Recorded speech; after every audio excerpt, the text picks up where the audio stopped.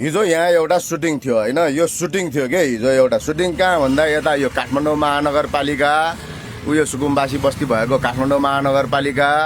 अनि यो खोला साँगुरो बनाइएको खोला है, साँगुरो बनाएको खुम्चाएको एडिबीको ऋणको भारी लिएर चाहिँ खुम्चाएको साँगुरो खोला।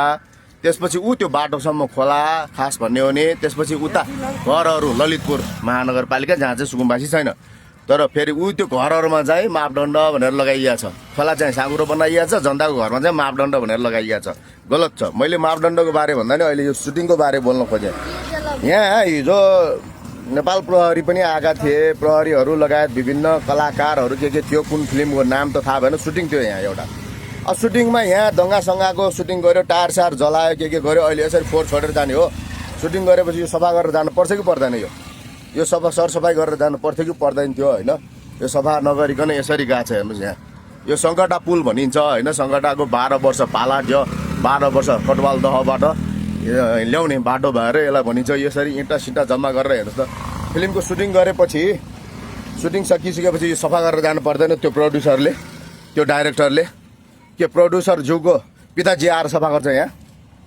कि डाइरेक्टरको पिताजी आएर सफा गर्छ कि कलाकारहरूको पिताजी आएर सफा गर्ने हो? यो किन फोहोर यसरी, किन यो फोहोर यहाँ?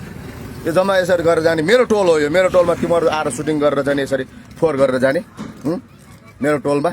यो कुन फिल्म हो? यसलाई कारवाही कसले गर्ने? बालेनले गर्ने हो कि उयो सुकुम्बासी बस्ती भएको काठमाडौँ महानगरपालिकाको बालेनले गर्ने हो कि यतापट्टि यो ललितपुर महानगरपालिका जहाँ जनताको घर जग्गामा चाहिँ खोला मापदण्ड लगाउँदा पनि चुक्क नबोल्ने मेयर भएको चिरीबाबु मेयरले कारवाही गर्ने कि यो सफा चाहिँ कसले गर्ने? अब यो बिचमा भएको यो पुलमा सफा कसले गर्ने? यो इँटा जम्मा गरेर हेर्नु त, यहाँ ढुङ्गा इँटा जम्मा गरेर फोहोर गरेर ल यसरी चाहिँ नि हिँड्या छ।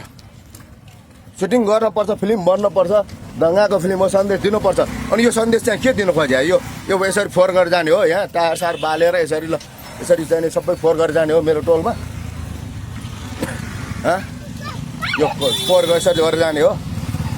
यतापट्टितिर यो गुसिङगाउँ है, यो सङ्कटा मार्ग भनिन्छ, सङ्कटा पुल भनिन्छ। सङ्कटाको 12 वर्ष पाला जो सङ्कटाको 12 वर्ष को चाहिने जात्रा मेला यहाँबाट जाने भएर त्यो देउता ल्याउने नै यताबाट सङ्कटाबाट कोटवाल दहबाट। त्यसैले यो ठाउँ होइन यसरी फोहोर गरेर जाने हो भने पुलिस पनि आएको थियो यहाँ, रियल पुलिस पनि थियो सुटिङमा, नक्कली कलाकारहरू थिए, कलाकार थिए होइन।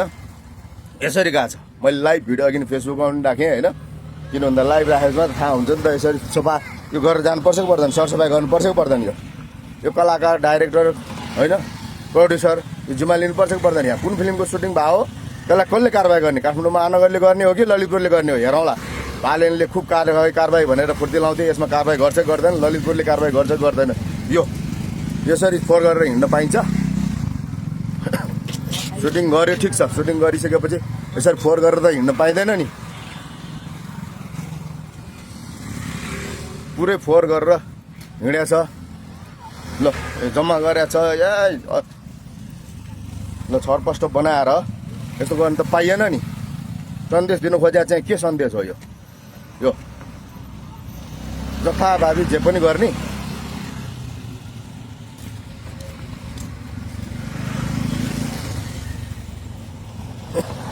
सुटिङ गऱ्यो ठिक छ, सुटिङ गर्नुपर्छ। अनि खोला यसरी साँगुरो बनाइएको छ हेर्नुहोस्। यहाँ एडिबीको ऋणको भारी लिएर, जनतालाई ऋणको भारी लिएर उता सुकुम्बासीले खोला क्याप्चर गरेको छ, आफ्नो ठाउँमा छ है। अनि यता त्यो बाटोसम्म खोला हो, त्यो बाटोसम्म खोला हो। त्यसपछि त जनताको निजी घर जग्गा हो नि, त्यहाँ चाहिँ मापदण्ड भनेर लगाइएको छ। अनि त्यो मापदण्डको विरोध गर्दाखेरि भेडाहरूले फेरि खोला अतिक्रमणकारी भनेर मलाई गाली पनि गर्छ। भेडाहरूले है, भ्या गर्न आउँछ भेडाहरू। खोला साँगुरो बनाइएको छ एडिबीको पैसाले। अनि त्यो यो बनाइराखे यो सबै खोला, यो खोलामा यस्तो बनाउने। अनि जनताको यो घरहरूमा चाहिँ खोला मापदण्ड भनेर मापदण्ड टोकिया छ। कहीँ मिल्ने कुरा हो? पुस 17 गते बिहिबार खोला मापदण्डको पेशी छ। सबैजना कोपुन्डोल बागमती पुल पनि बिहान 9 बजे आउनु होला है। 17 गते बिहिबार बिहान 9 बजे होइन। र यसरी सुटिङ गरेर यसरी फोहोर फालेर जानुहुन्छ, यसरी फोहोर बनाएर जानुहुन्छ। सुटिङ सकेपछि सफा गर्नुपर्ने, यो नगर्ने।